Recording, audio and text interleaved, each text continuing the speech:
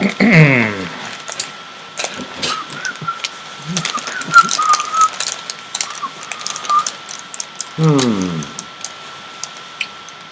see what we got here. $5 off. L'Oreal Paris facial skincare. Only from Paris. $5 off if I buy 3 bottles of this crap. That's a waste of paper. Let's see what else. I'll be with you folks in a moment. Okay, amuse yourselves. $4 off a 10-gallon jug of Listerine mouthwash. I don't know about you, but I've never had that bad of breath.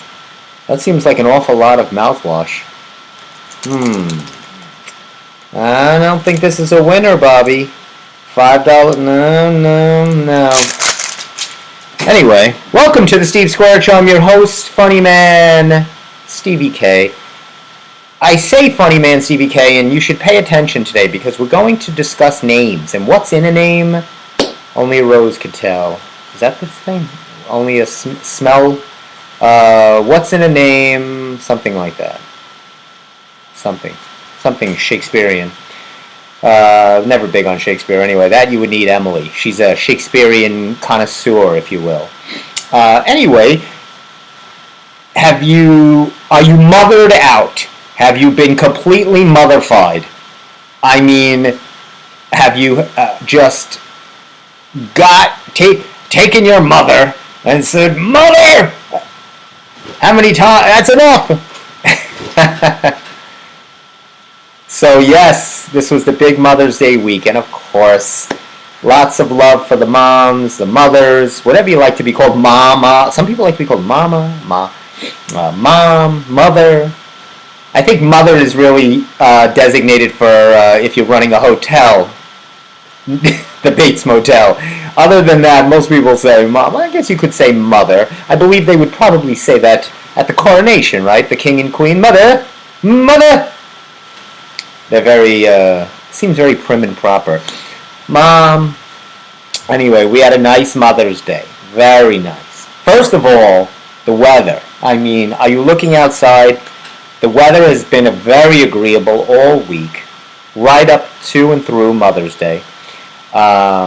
It was really nice. We got together over at my brother's house in Port Washington. And we did a dual celebration. Like I said, my family likes to condense and combine. Because this way we can handle each other in doses, not overload. That way you leave them wanting more.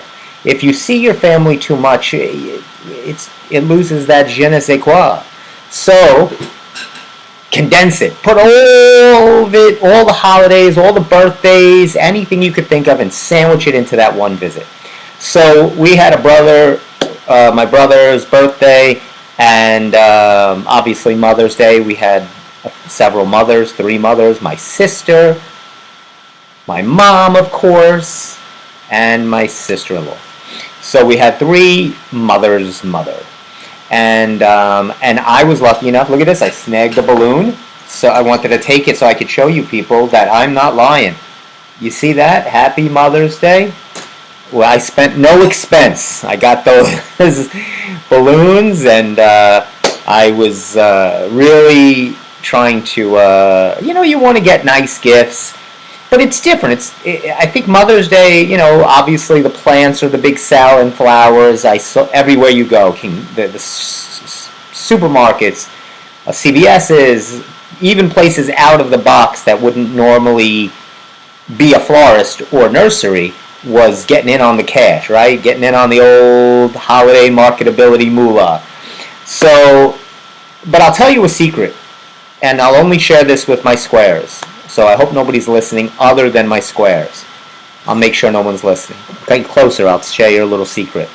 Whole Foods is a secret destination of mine for plants and flowers and all the rest. It's really good. Good prices. First of all, I need a timeout. I'm having hair problems today. That's why I'm wearing the Yankee hat. Plus, they're doing... I put the Yankee hat on. I needed to wear this for the hair. B, they're doing better. I am encouraged. I was disappointed, obviously. I haven't seen you since the Knicks were eliminated from the playoffs. Very disappointing. We never get. It's been so long since any one of the teams have won anything. It's just the last championship we had here in New York was the Yankees in 2009. I mean, I was 4 years old then.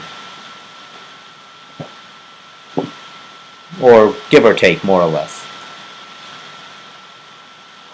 Anyway, if I was a leap year baby, I was. So, and I got my brother this really cool thing. You know, I should have taken it and shown it on the show. I don't know why I let him have it other than the fact that I gave it to him for his birthday.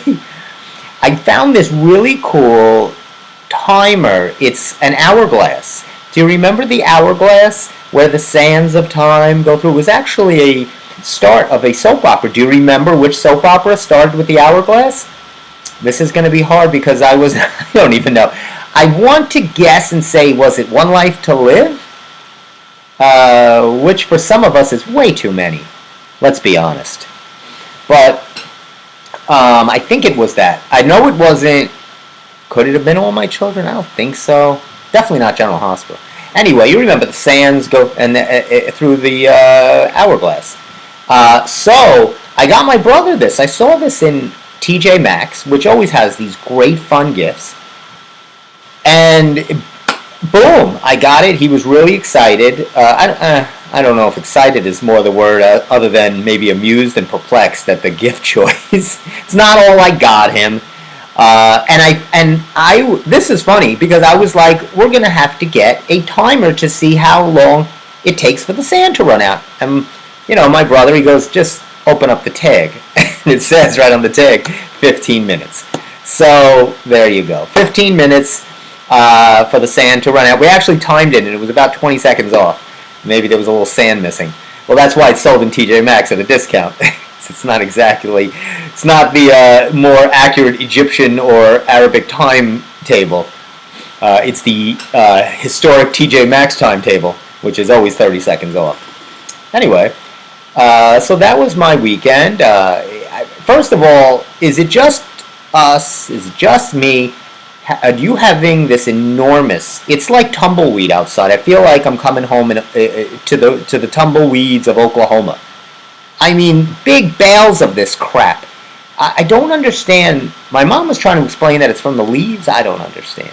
All I know is it comes down from the trees, ruins your car. It's big bales of this crap. And I hope it goes away soon because it gives a lot of us. I went running over the weekend. It was a beautiful day for a run. But I did, you know, you have to, like I always complain, look, I understand I'm not the only one in the world. Short of an apocalyptic nuclear attack, there's other people on the path. And I have to share that path, and I loathe. Because I feel like I'm always courteous to people and aware of my spatial surroundings. Unlike most of the world, this guy's just taking a picture of his family right in the middle of the path where people are biking and coming. I appreciate you love your family. I appreciate that. That's very nice. Take a picture of them in the woods. Take your whole clan, move off the path, and do a whole day photo shoot with them. But to stand, it's like, you know what? I'm going to stand in the middle of Sunrise Highway and take a photo shoot. And there are cars coming. I thought that I was the only one here on the planet. I'm so shocked because they look at you like they're shocked because I'm running and I'm seeing this from afar, and I'm like, are they really not going to move? So, anyway. But it was a great run, and you're getting this pollen in your face, and in your eyes, and in your mouth, and luckily, knock on wood, I'm not that bad with the stuff. I know a lot of my clients are really allergic and having a difficult time, so, anyway. That was pretty much my weekend, so I went to do that. Hey, they came out, Long Island's Best Book came out with all of the best suggestions. We're going to mix some in as we go along, but this I had to announce right off the bat because it's a connection of mine. It's a proud, and it says proud, Malloy University. There it is. If you want to see it, I'm not lying. Malloy University is proud to be recognized as one of the top 3 finalists in the following categories. So as a college university, Mount Malloy University is one of the top 3 finalists in Best University. Of course, I'm a Hofstra alum, so I have to go with my alma mater. Best Continuing Ed Program. And Best President. Who votes for that? How would you be Best President of the university? I'll have to ask my niece that. But Best Education Program, which is what we are celebrating this month. My niece is graduating Malloy University. Thank you very much. And she will be an education major, a teacher. And so that's going to be celebrated.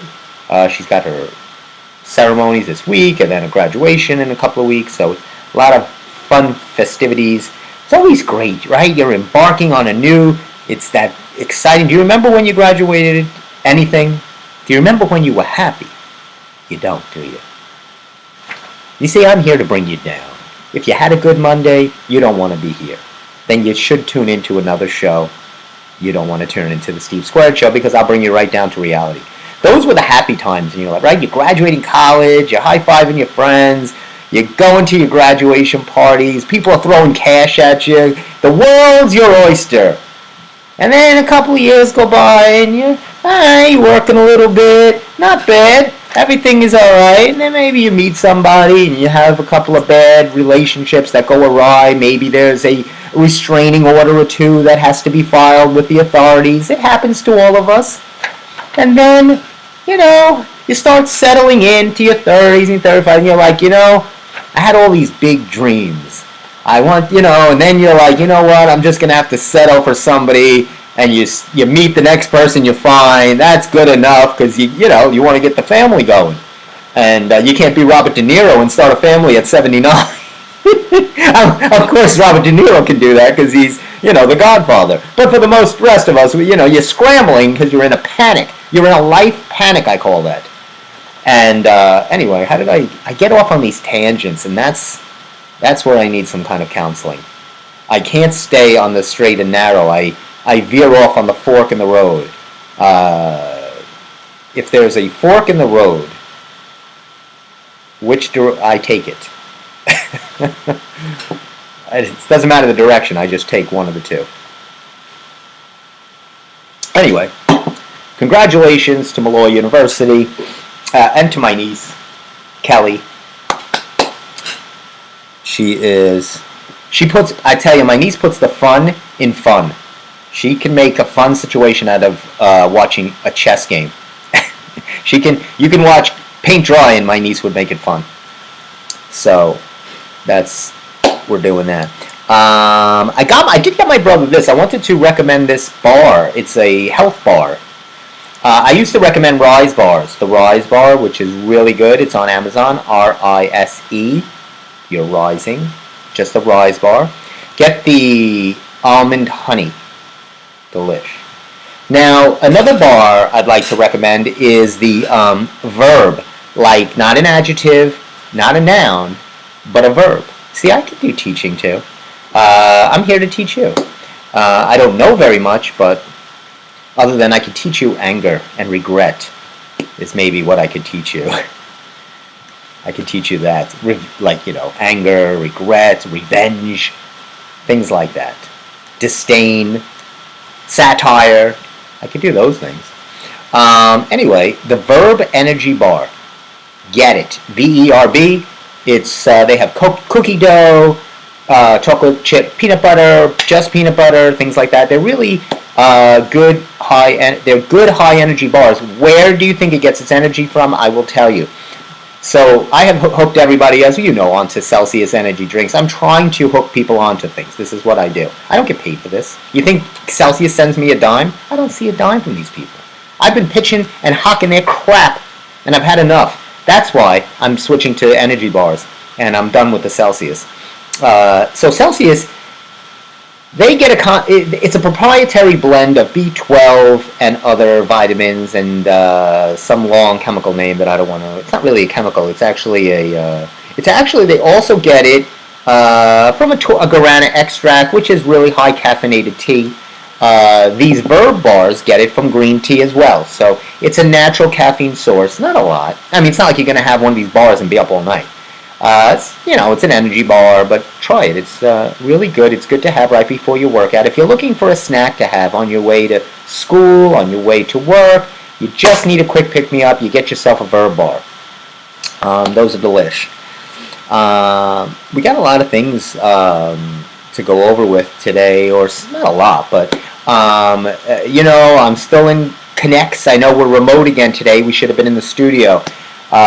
Tony's just having some scheduling issues, so for the time being, until we can pound that out, we'll be here, but it'll be fixed in the next week or two, and then we'll be back in the studio. Of course, hopefully Steve will be there as well. He might even surprise us with a call, unless he's passed out somewhere in his car. Speaking of passed out in their car, I wanted to speak on the artist Jewel. I was been so focused and locked in on her story, which I think is amazing. I've been really talking about her story because it's a good story. It's an inspirational story. It is a once in a lifetime story because it doesn't happen to everybody. I was telling my mom this story, and Jewel, the artist, Hands, and all the other songs, all of her other Who Will Save Your Soul, and all the other. There was another, You Were Meant for Me. You know the songs. She was really big in like 95 to 2000 plus. And she's only 49. She's still performing now. Sounds the same. Awesome. Great guitarist and songwriter. And, she had she was living out of her car, homeless. She was left home when she was 15. Crazy family. Her mom had left when she was 8. Her and her father, I guess, divorced. I guess when you leave and never come back, that qualifies as breaking up.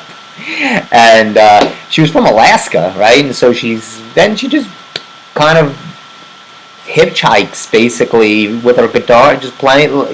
She had been involved in music with her dad as a young child. They yodeled. She comes from a yodeling family. Not sure how much money you can make doing that. But if you hear her sound and her songs, it has that influence. So she is really just backpacking it, and bus stations to bus stations, trying to make her way to San Diego, playing the guitar at bus stops to get some change to go to the next 10 miles down, and blah, blah, blah. She gets to Cali and, does this whole thing, and she's playing on the beach and living in a car, and she hooks up at this little coffee shop, and she's playing, and she starts telling the owner, look, before you shut down, I'll try to get you some business. I'll bring some people from the beach, play. And she was building up a big crowd, and a radio guy came and listened to her, and then all of a sudden she's getting offers from big music labels. And this is what I got to ask John Hampson, because hopefully John Hampson from 9 Days will be a guest on our show in the next few weeks. And when I hear people's stories, and I listen very closely, like if you remember the Duffer Brothers, when they sold Stranger Things to Netflix, and they came from nowhere.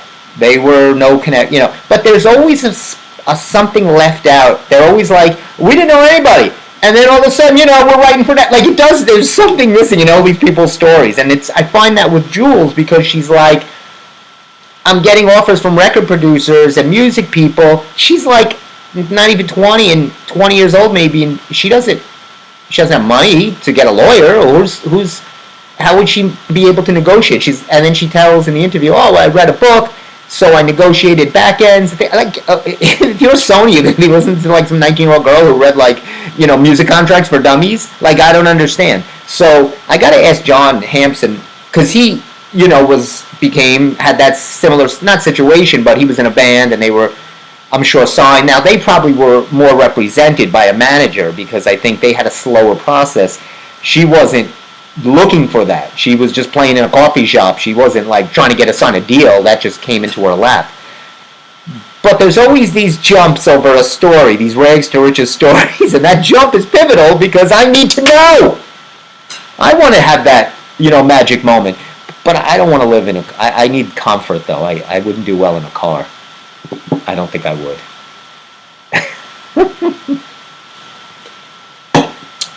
No. Anyway. But if you want, hold on a second. Her book you should read. I wanted to tell you guys her book.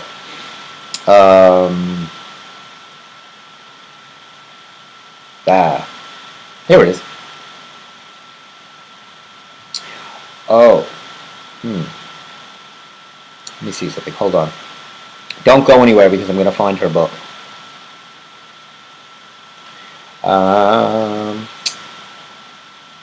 Okay. That's not it. Never Broken. Songs are only half the story. Never broken. Songs are only half the story. So this is, maybe I would find the answer if I read that book. And I will read that book as soon as I sloggingly get through The Perfect Storm, which I've been, oh my God, I've been trying to read this book. It's one page takes me 2 hours. It's like this guy, because of the idea that these fishermen perished and nobody has that direct account, he has to fill up pages. And he's talking so much technical jargon about nautical miles and knots and wind speeds, and he's trying to explain it in chapter and verse, and it's so confusing, and it's so... reading shouldn't be a task, it should be enjoyment. You should enjoy what you're reading, right? Unless you're reading, something for school and history, something you're not... some reading is a task. But when you're choosing a book and you want to read for enjoyment, it shouldn't be a task, and that's when I wrote Anything Is Possible, the Jack LaLanne story, available on Amazon, of course you know that. I wanted to make it fun. I made the chapter short, I made it add a little humor. I understand you can only add so much humor into the perishing of 6 swordsmen up in the Andrea Gale, lost in the Grand Banks of Newfoundland. This is why you got to be careful when you go sword fishing. Always go in the fishing in warm weather. So anyway, and then her story gets even worse. Her mother gets back into the picture. Her mother somehow becomes her agent all of a sudden and manager, right?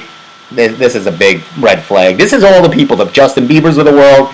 All of a sudden, his father, everybody's fathers and mothers come back into the picture. As soon as they're like, signing and I love you. I just had to find myself. And now they're like their agent and their manager. And of course, she took, how much money did she take? I'll tell you right now. She stole something. I don't know how much she stole. Close to $100 million of her royalties and record deals.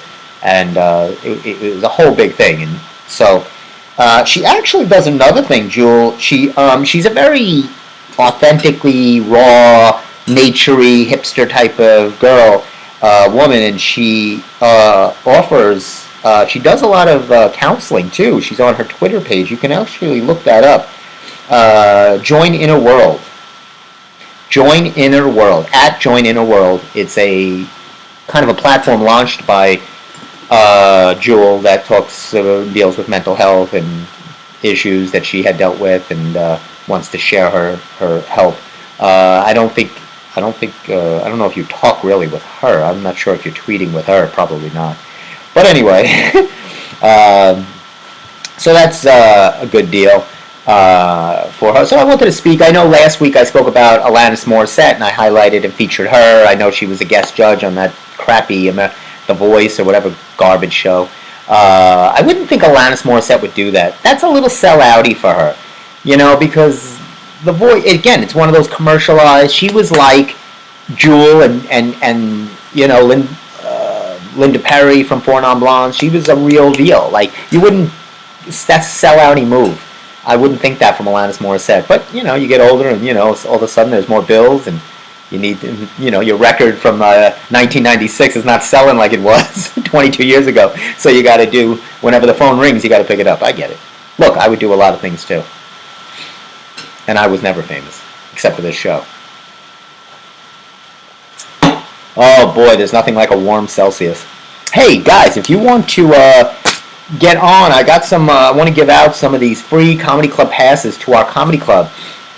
Free admission for up to 8 guests. This is fantastic. They gave me these. They want me to give this out. Keep pitching and promoting. They want me to help them, of course. Let's be honest.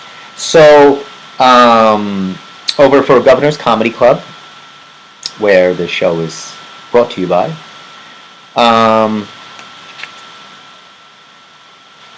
And so if you need these, definitely contact me right on my Instagram, Stephen with an N.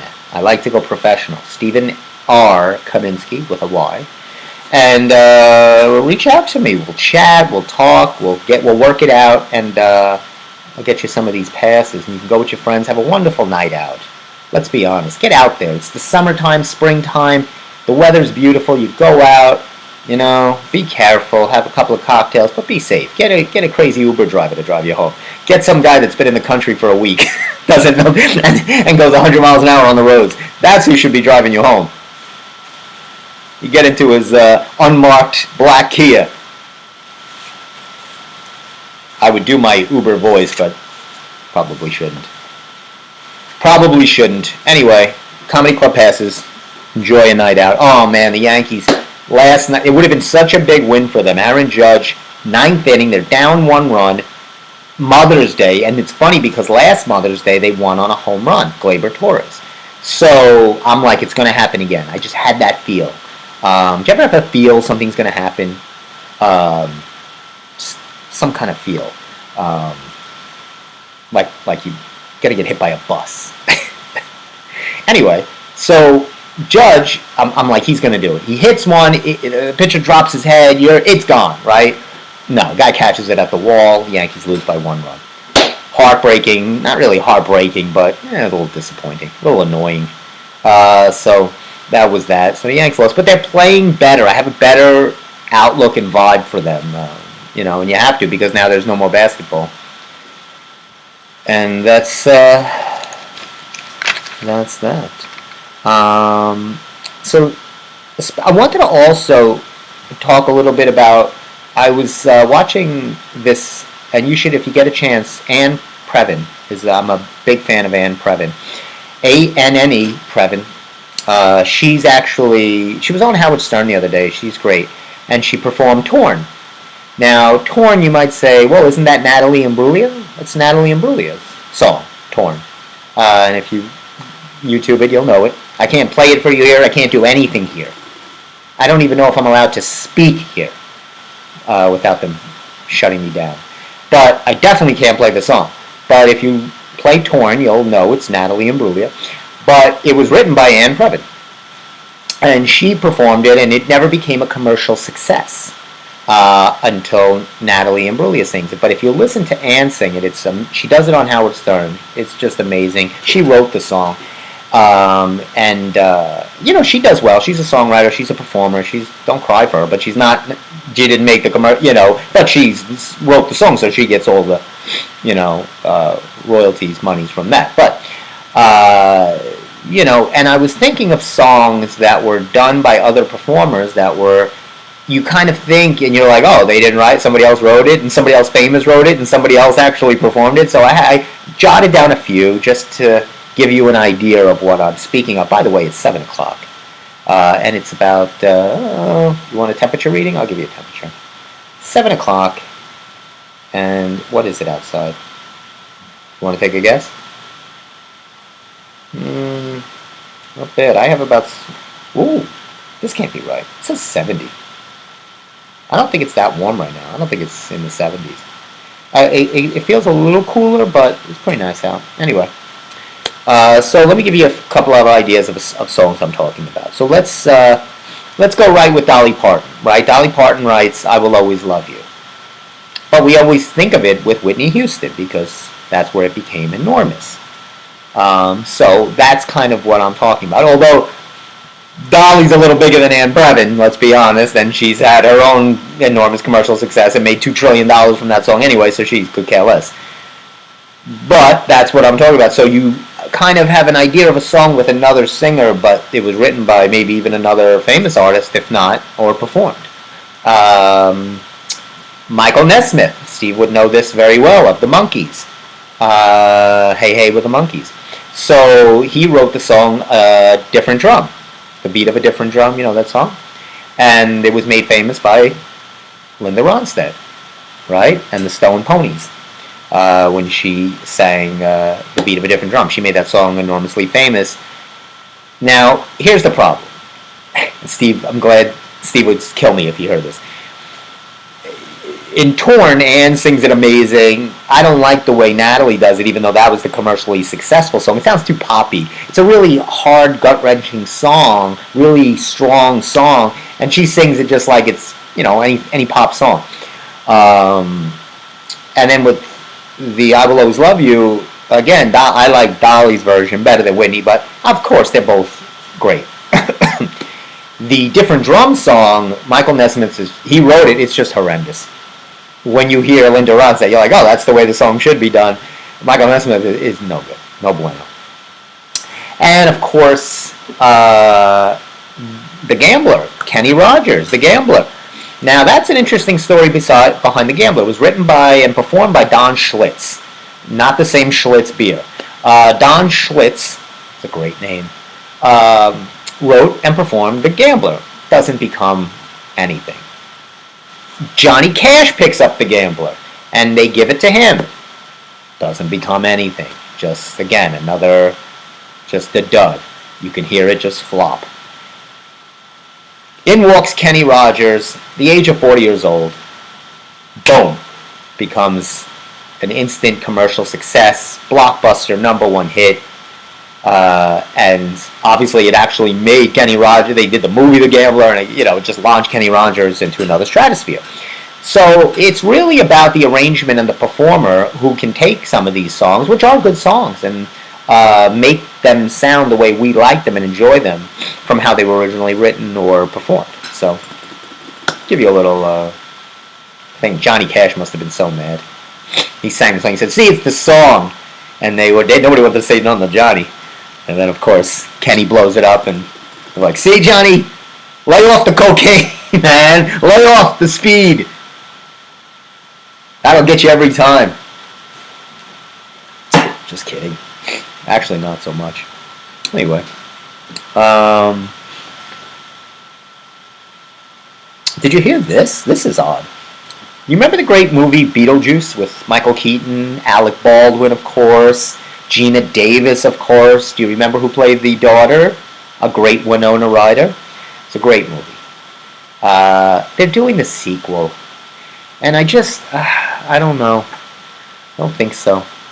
And they have already, they got, of course, the new flavor of the month, Jenna Ortega, who played Wednesday Addams in this Netflix show Wednesday, which I kind of tuned out of. It was cute, and then it lost my attention. So,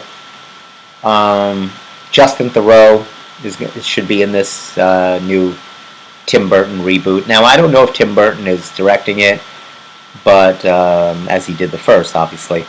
So, I don't know. I just don't know. It's hard to replace Michael Keaton and that cast, and that was so good. So, I'm not sure. But, look out. I mean, it's not even filming yet, so you got time. You got time to voice your complaints like I did. This was an interesting story, and I was hoping Steve would... I was trying to hold... you know what? Maybe I can hold a little bit off on this. I'm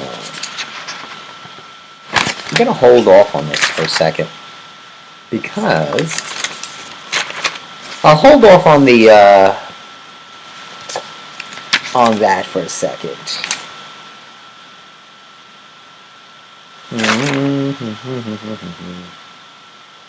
The band names, because I thought Steve, in case he calls in, would like a little bit of talk, but I wanted to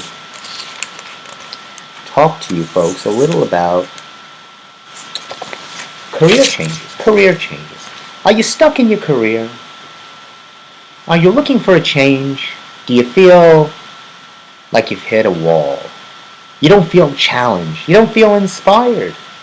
You feel like you're walking on a treadmill, a mouse on a wheel. You're going nowhere fast. Sound familiar? Well, the Steve Squared Show is definitely not here to help you. There's nothing we can do. What I can do is make fun of you. Because we're all there, right? So, are you looking for a career change? So I saw this, type of pitch about career changes, and they were doing this whole article. And they listed some of the top career changes that you might change your career to, okay? So, and I have friends that want to, they're looking to make a change, they're tired, they can't stand their boss, the field that they're in, it's just all monotonous. And here are some of the top career choice changes. Say that fast. A freelance photographer. Get yourself an iPhone, start snapping pictures. A teacher. Oh, my sister would think that's funny. Don't like what you're in? Go be a teacher. That'll make you actually appreciate the first career you had. A veterinarian assistant. So you hold the python snake while the doctor operates on it. A life coach. They actually say one of the top career changes for someone that can't figure out their life or their career is a life coach. It really brings it all home, doesn't it? All those counselors and social workers and therapists and life coaches that we pay thousands of dollars and insurance are people that have now failed at 12 other careers in their life. Don't do what I do what I say. I would make a good life coach, wouldn't I? I could tell people what to do with their lives. Look, do you have a train schedule in your hand? Perfect. Look for the next one, the 12:59 to Babylon. Be in front of it. Kidding. It's not a joke, I know. Just joking. Sorry. It's not funny. Train humor is never funny. A chef. Not sure what you want to do with your life? Grab one of those hats, get an apron, start flipping things. Become a chef. It's as easy as that. Career change. I want to be a chef. A massage therapist. Sounds very needy. A realtor. Now I can understand that. I see that all the time. When I was working in the gym, I would see a lot of the people pretend that they were calling from their office. They'd be working out, and they'd hide in the aerobic room and go, "Hi, I'm in my office now. Yes, I'll meet you at the home." Meanwhile, they were, we'll go look at this house. They're pretending A realtor is kind of easy in that world. It's kind of like you're selling homes. You're not really at a. I never view them as whatever. A translator. Now, here's the problem. I don't speak much but only one language. So I'm not sure a translator would be good for me unless someone needed English translation. I could do that. But I wouldn't know the other language. So unless we all three spoke English but nobody understood each other, then I could maybe help them out. I don't think I could do translation. So it says here, before you think about a career change, I was reading this article, it says, ask yourselves, do these 3 points. 3 points. 1, be clear why you want to change. Be clear why you want to change. Are you unhappy? What is the changing factor? Experiment. Shadow somebody in the field. So say you're bored with your job, whatever it is. If you are teaching, or you're just bored, right? And you say, would I love to be a brain surgeon. I feel like I could do that. So it says here, shadow somebody. Go into the operating room, grab a mask. You probably have some left over at home. And, walk into an operating room and just watch. Don't touch. Don't get your hands in there. Watch and see if it's for you. Before you embark on a 15-year medical school degree. And of course, identify your skill set. So this could be a problem. This is where most of us have that bad realization of what, write down your skill set. You ever apply for something or somebody asks you, what are your skills? Well,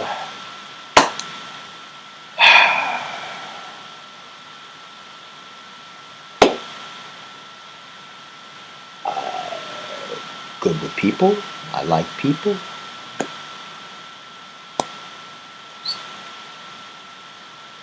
See, then you realize, wow, what has happened to me? I don't have a lot of skill set. Maybe I should stay with my job.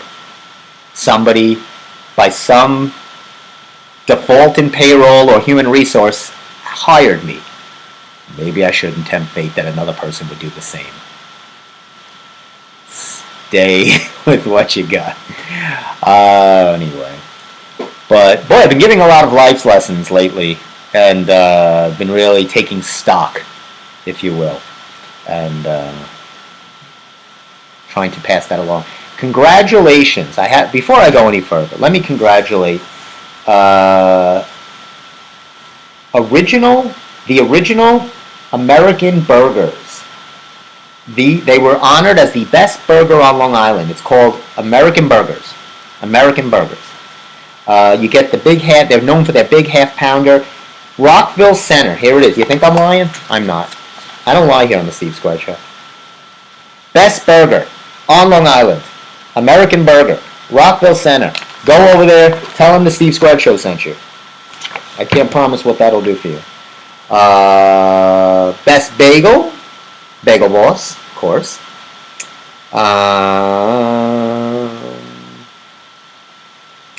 The IHOP of Oceanside won Best Breakfast and Brunch. Brunch at IHOP? Oh, someone just called. Hold on. We just missed a call. Here we go. We're getting a call. I should have put my ringer on. There we go. Hello? Hello there. Oh, wait a minute, Steve. Hold on. I got to put you on, I got to connect you. I'm trying to get don't go anywhere. I'm going to connect you. Connect me? I'm going to connect. This is a treat. We're going to connect Steve. Let's see if we can connect Steve here. Hold on. Alright, so now I'm going to try to reconnect Steve. And let's see. What's going on here? Hold on, it's going to take a little second here. Might take a second or two. Okay, now let's see if this connects. Okay, that beeped. Oh, we're connected. Say something. Hello? Okay, now I'm just going to raise the volume. Now we got something going on. Hold on, let me just pump up the volume, as they say. Oh, yeah. Now, Pump it up. now, talk away. Hi, Steve. What's up? Can you go a little bit louder? Hi, Steve. What's up? Oh, there you go. That was on me. Very good, ladies and gentlemen. You know him, you love him. Mr. Steve is here. Thanks for calling in, buddy. Oh, sure. You know, I was just sharing that American Burger was just voted best burger on Long Island. American Burger? Where's that? Rockville Center.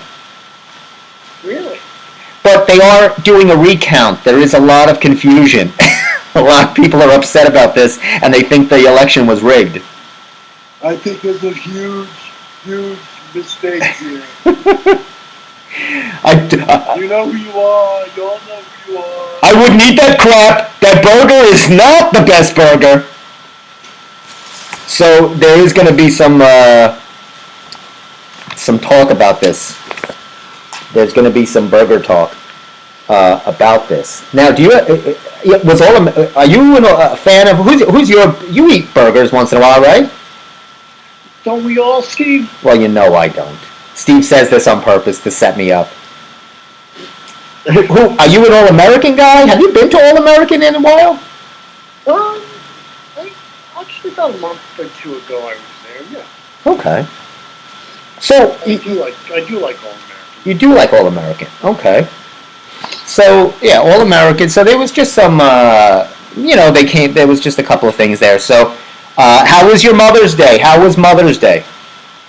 It was a wonderful Mother's Day. That is for sure. Very nice. Great weather, right? Oh, it was beautiful, right? What did you guys do? Did you go out to dinner, brunch, lunch, breakfast? Got a little dinner. Nice. Went to visit my dad in rehab. How's he doing? He's doing good. He's coming home next week. All right. Fantastic. Good for Jim. And just in time because the Yanks are playing a little better, Steve. Yeah, he's watching and he's getting annoyed. But yeah, they are getting better. They're picking it up a little. They had a pretty good weekend. Would have been better if they won yesterday, but good. They're getting it going. And I was voicing my disappointment, of course, over the Knicks. politics, but now we switched to baseball. And you called it a perfect time because I was trying to stall this segment until you called because you would be good on this. Okay. I think you would. So I had this a thing, and I was hearing about bands and how they got their name. Whatever band. And if I can find it, there was, it's really the origin. Oh, here we go. Well, here's one, but I want the first one. I don't want that one yet. Okay. So, like, to give you an example, you would know where the origin of the group ABBA. Each letter is the initial of a member of the band. Exactly. So ABBA, and I got the names. There's Agnetha, Bjorn, great name, great Swedish name. Of course, it has to be Bjorn. You got to be a Bjorn in there. Benny, which is again a great Swedish name, and Annie with an I. So ABBA is the first letters of each of their names. So pretty simple, no real backstory there. How about AC/DC? I used to know it, but I don't think I know it now. Well, actually, the frontman's sister was playing on a sewing machine, and it said across the sewing machine, AC/DC outlet. And he said, that's pretty cool. So, AC/DC was born. I did not know that. Now, this one you should know. Give us the origin of the Beatles. Well, Beetle, B-E-A-T, the beat. Right. So, see, Steve cued in on something there because the beetle of the bug would be with two E's. So, but do you know? And of course, they were a environment, an insect previous to the Beatles. What were they? What was that? The Beatles was. Before the Beatles, what were they called? I don't know. The boll weevil. The crickets. The Jiminy Cricket. Not Jiminy Cricket, but just the crickets. I'm Jiminy Cricket. So the Monkees. Now, Steve, I'm trying to tie this in together for Steve. Steve's a big Monkees fan. What happened? Now the Monkees? They did kind of something similar, right? Oh, I don't think so. They just spelled their name with two E's instead of an E-Y. Right. So but they were kind of trying to spoof the Beatles type of thing. Oh yeah, it was all play on the Beatles. Right. Duran Duran. So nice, they named it twice. A book? No, close. It was a movie. And I'll give you a hint what movie. Duran Duran was named from a early sci-fi Jane Fonda movie. The Barbarella? Barbarella. One of the characters was Duran Duran. Wow. So there you go. I thought one of Jane's finest movies. Oh well, of course, up until the new book club movie or Tom 80 for Brady. Good stuff. Good stuff. Let me see here if I have. 50 Cent. Big fan of 50 Cent. Don't know about that. I mean, I don't know how he got that. Now he picked it as a metaphor for change, and I thought it was actually change. But he means change like he was a bad kid, criminal, and he changed. And there was an old artist that did the same thing, all called 50 Cent. So he took 50 that. Cent. 50 Cent. 50. 50. 50 Cent. 50. What about, Did I ever tell you this story? which story? I worked in the bookstore once, a few years ago. It was right when he was when 50 Cent was got big. Right. And we had this older woman who worked in the store, and she looked at me and she said, "You know what happened to me today? These two kids came up to me and said, 'You got 50 Cent?'" And she was so angry, She was, That's very funny. now the ironic thing is her son-in-law was a rapper. Oh, that's funny. Yeah, I don't know how, but he was. He was. They were living well, but yeah. But she didn't know who 50 Cent was. I said, no, he's a rapper. That's pretty funny. But she was so like she wanted to tell these things. You got these. You got 50 Cent. I don't have 50. I don't have money for you people. Oh wait, I got. Let me see if I give you a good one. Oh, Motley Crue. Motley Crue. I don't know. They probably were hanging out somewhere, and some great people looked at them and said, "You're a Motley." That's what it was. They were playing on stage, and one of the bar people said that you're a motley-looking crew, and there the name was born, Motley Crue. Now, do you know the band? I like this band, Sum 41. I don't know how we got that name. Sum 41 is they got together 41 days into the summer. Oh. So I thought that was interesting. I don't know. And Weezer? They get that from Weezer from our gang? No. The Rivers Cuomo is the frontman for them, singer for them, whatever. He has asthma. What? He has asthma. Oh, I would have never gotten that. Right? That's pretty good. He's a Weezer. Do you know Kiss? The band Kiss with Kiss, local Long Island Kiss, of course. You love them. I love them. Love the Kiss face. So, do you know how they got? I don't know. I didn't know either, and I thought I would know this, but I never heard this story. It was Peter Criss, the drummer. His previous band was called Lips. Was called something Lips, or his previous band was called Lips, and they just were doing a play on that. So that's what I got. Let me see if anything else looks good. Oh, this is pretty interesting. Rush. That I have no idea. They literally took a literal meaning. They needed to come up with a name as they were running on stage to say to the MC. and they were in a rush. And they were in a rush. So they said Rush. And it stuck. See, some of the greatest things are by accident. Just like me. That's how I came to There you go. By accident. Do you know? Yeah, there was a couple others. I mean, nothing that. REM is Rapid Eye Movement. I mean, REM, sorry. Yeah, REM. Toto, you know the band Toto? Hold the line.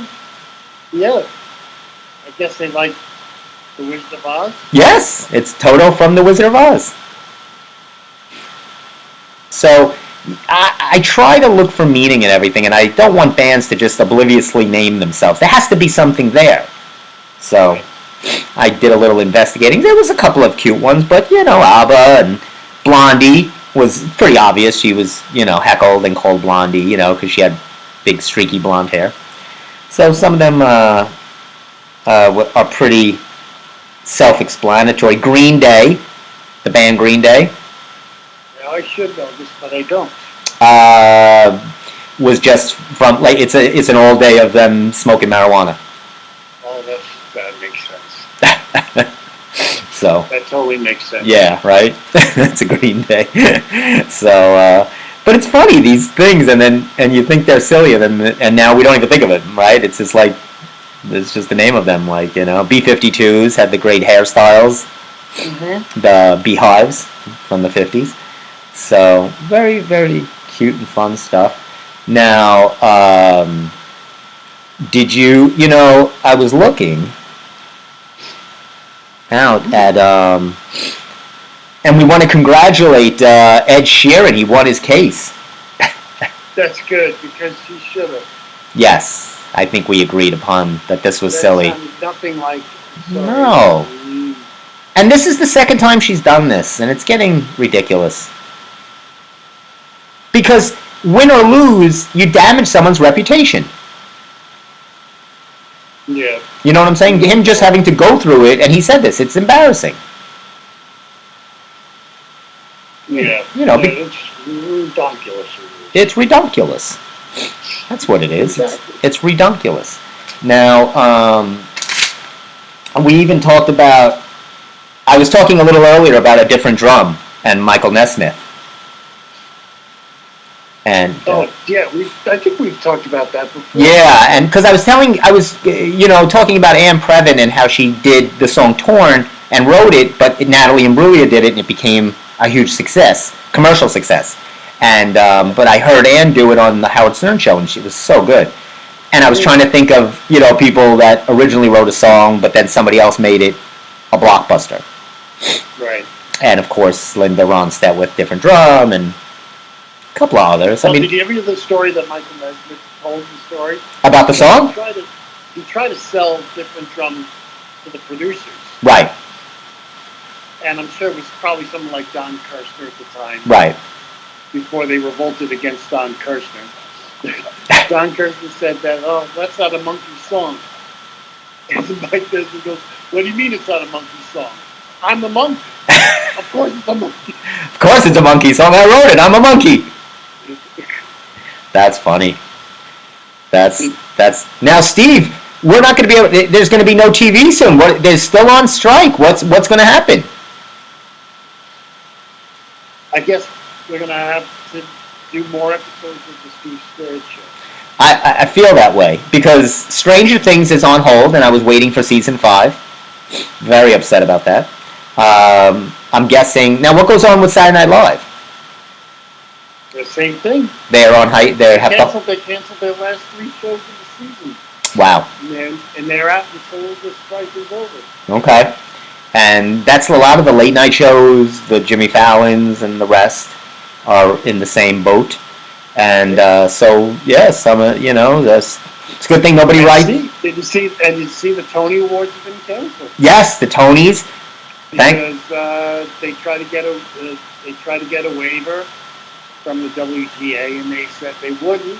So now I'll tell you something else interesting about the Tonys. And yes. I just found this out from Adam, who is a producer friend of mine. We know Adam. Adam has Baxter. We love Baxter. Adam told me that when they perform at the Tonys, the different musical shows, they pay an enormous sum of money to perform the show. To perform. Yeah. Like they're not asked to perform. Like it's not like the Oscars where they're like, oh, can you sing the song that's up for nomination? You pay an enormous sum of money to put on your little 2-minute, basically advertisement for your. Well, that's why the show is so important, and it's actually kind of sad because in a way you understand, you understand the plight of the union. Sure. But this is a fact. This is the one program, the most important program in New York theater. Right. Because this is what people from around the country watch, and they see and they think they see what shows they look like they'll like. Right. And that's how they will purchase tickets when they go into town. Yeah. And go see a show. No. It's very important. That's why, and it's worth the money that they spend on those. Yeah, it's like paying for advertising. Yeah, at 100%. So in the long run, this is going to hurt. Oh yeah. A lot of artists, a lot of writers, a lot of actors, a lot of technicians, and scene designers and lighting designers. And, it's going to be really rough. Yeah, I mean, it's going to close some shows, no doubt, and shows are not going to. It's very hard in theater. You are on a very tight budget and a very tight line. You don't have room to make up money later on. It's not. That's why the Tonys are so important. Yeah, no, 100%, and so now it's definitely been right. They're not. They called it already. It's canceled. Yeah, it's done. Yeah, because it would have been soon, right? What are they going to do if they're going to announce? If they're just going to have a presentation, or yeah, I think they do want to do some sort of show where they can just do the performances. That wouldn't be an issue. Right. The fact that the Tonys is written, they're writers who write the shows, and that's a WGA job. So Well, you know, me and you, we're not into WGA. This could be an opportunity for us, Steve, right? you especially. Oh, there's no business like show business. And I could open with that number. And you know the sad part about it, I don't even know many of the Broadway shows right now. I haven't even been in that world. I'm not. Wow, you of all people. I'm not. You know, I find the whole world rather pretentious, if you ask me. I like seedy television. I like Stranger Things. Of course you do. Of course I do. I like Guardians of the Galaxy. I've turned. I used to be an aristocrat with my taste. I used to like it. Go to the Met and listen. You know, the Lincoln Center. I was a man of taste. Now I'm tasteless. Now I'm We're tasteless. getting to that time, and we really have to leave. Yes, because we're gonna close. I'm gonna close up the door right now, buddy. So I'll let you go, and I'm gonna close shop right now. You coming over? Yes, I'm heading over in 2 minutes. Okay, I'll be ready to go. All right, buddy. I'll see you in a couple. All right, Steve. Thanks for calling, Steve. Thanks, Steve. Later, bud. Bye. And that's going to do it for the Steve Squared Show. Another great episode, more or less. Again, we'll be there next week, 6:30, same time, same channel. Enjoy.